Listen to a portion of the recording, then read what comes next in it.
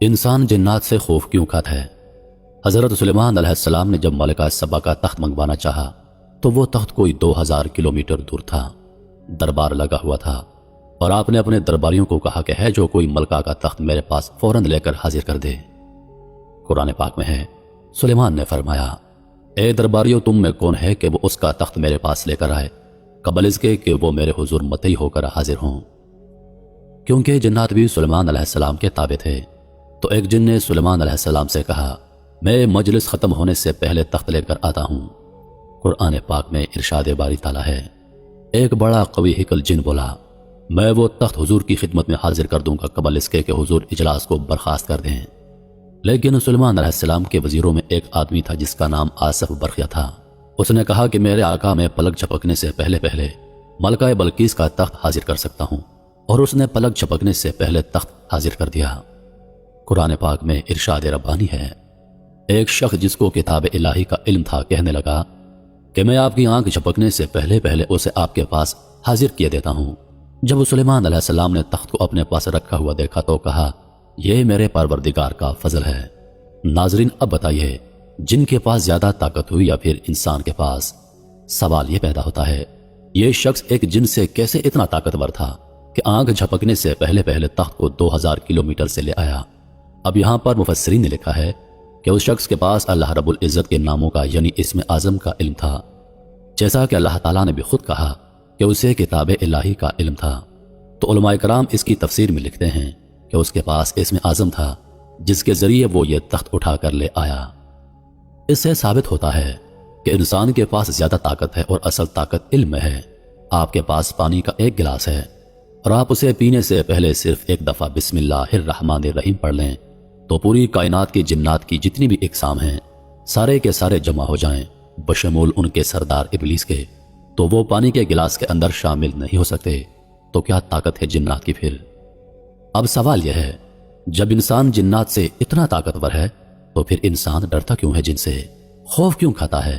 اس کا جواب یہ ہے، جب انسان جنات سے ڈرتا ہے تو یہ ان پر حاوی ہو جاتے ہیں، کیونکہ قرآن میں ہے، بعض بنی آدم بعض جنات کی پناہ پکڑ لیتے تھے اور اس سے ان جنات کی سرکشی اور بڑھ جاتی تھی۔ اس آیت کی تفسیر یہی ہے کہ انسان خود جنات سے ڈرتا ہے تو ان کی سرکشی اور بڑھ جاتی ہے اور یہ انسان پر حاوی ہونے لگتے ہیں۔ یہ جو ہمارا خوف ہے یہ در حقیقت ان کو طاقت بخشتا ہے۔ جب ان کو پتہ چل جائے کہ یہ بندہ ذہنی طور پر کمزور ہے اور اندر سے ہم سے خوف زدہ ہے تو یہ اس پر حاوی ہو جاتے ہیں۔ اور ان کو کیسے پتہ چلتا ہے کہ اندر سے یہ بندہ ہم سے خوف زدہ ہے؟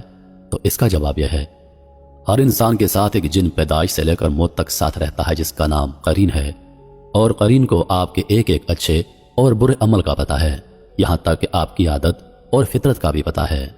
قرین کو عام طور پر ہم ہمزاد کہتے ہیں، یعنی ساتھ پیدا ہونے والا یا ساتھ رہنے والا، اور عام روزمرہ حالات میں جو ہم باتیں کرتے ہیں یہ قرین سنتا ہے کہ یہ اندر سے ہم سے خوف زدہ ہے۔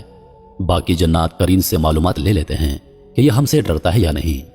سورۃ الزخرف کی آیت نمبر 36 اور 38 میں قرین کا لفظ برے ساتھی کے لیے استعمال ہوا ہے، جیسا کہ ارشاد ربانی ہے، جو کوئی رحمان کی یاد سے آنکھیں بند کر لے یعنی تغافل کرے، ہم اس پر ایک شیطان قرین مقرر کر دیتے ہیں تو وہ اس کا ساتھی ہو جاتا ہے۔ تو اسے ہمارا ساتھی کہا گیا ہے، مطلب یہ موت تک ہمارے ساتھ ہے۔ بلکہ ایک اور جگہ پر ارشاد ربانی ہے، یہاں تک کہ جب انسان ہمارے پاس آئے گا تو شیطان قرین سے کہے گا، اے کاش مجھ میں اور تجھ میں مشرق اور مغرب کا فاصلہ ہوتا، تو برا ساتھی ہے۔ محترم ناظرین، جنات سے خوف ہم خود محسوس کرتے ہیں تبھی وہ ہمیں ڈراتے ہیں، ورنہ ان کی اپنی اوقات نہیں ہے۔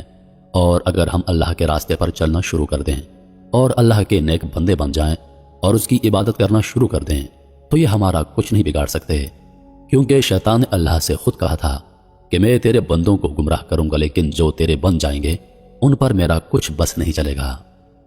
قرآن پاک میں ارشاد ہوتا ہے، بولا اے رب میرے قسم اس کی کہ تو نے مجھے گمراہ کیا، میں بھی زمین پر لوگوں کے لیے گناہوں کو آراستہ کر کے دکھاؤں گا اور سب کو بہکاؤں گا۔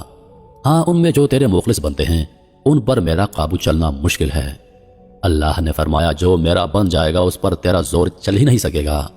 بے شک میرے بندوں پر تیرا کچھ قابو نہیں سوا ان کے جو بدراہوں میں سے ہوں گے اور تیرے پیچھے چل پڑیں گے۔ تو میرے محترم ناظرین، آج کی ویڈیو کا خلاصہ یہی ہے کہ انسان جنات سے بہت زیادہ طاقتور ہے۔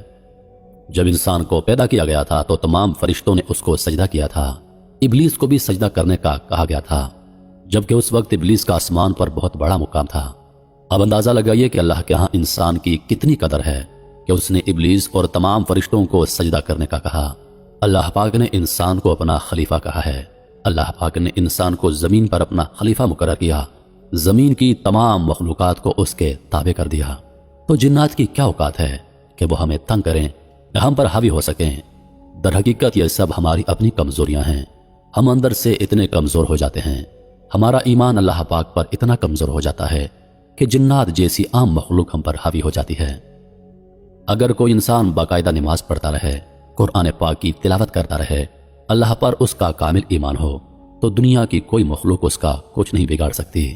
اس لیے اپنے اللہ پر بھروسہ رکھیے، ان عملوں کے چکر میں مت پڑیے۔ آپ خود طاقتور ہیں، آپ ہر مسئلے کا حل خود تلاش کر سکتے ہیں، بس صرف کرنا یہ ہے کہ قرآن پاک کی تلاوت کریں۔